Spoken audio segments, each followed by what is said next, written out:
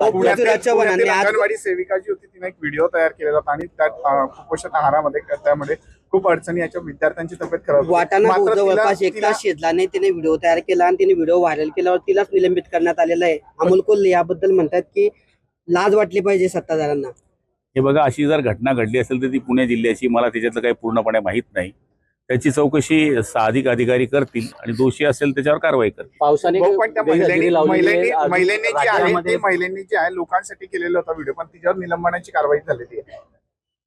आता मला त्याच्यातलं पूर्ण डिटेल माहित नाही, ते कशामुळे व्हिडिओ केला, काय केला. जळगाव जिल्ह्याचा असं जर मी सांगू शकलो असते, हे आपल्याकडनं माहिती आहे. तरी सुद्धा महिला बाल कल्याण अधिकारी पुण्याशी मी बोलेल.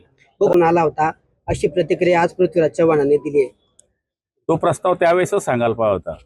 तर त्या गोष्टीवर एवढं पाणी फिरलं. शेवटी पृथ्वी गोल आहे, त्यामुळे पृथ्वीराजांनी ते सांगितलं. पण आतापर्यंत आपण नेहमी म्हणत आलोय की शिवसेना कधीच काँग्रेस सोबत जाणार नाही. जी काँग्रेस सोबत शिवसेना गेली ती काँग्रेस. आम्ही गेलोच नाही ना काँग्रेस बरोबर. काँग्रेसमुळे गेल्यामुळेच आम्ही आमच्या मूळ विचारावर आलो, त्यामुळे उठाव झाला. प्रस्ताव कोणी दिला असेल बहुतेक समर्थांना, मला नाही माहित.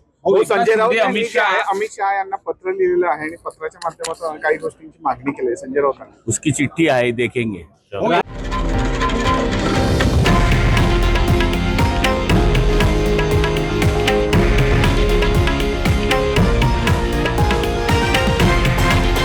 हे आहे देशातील नंबर 1 न्यूज नेटवर्क आणि आपण पाहत आहात TV9 मराठी, एकमेव.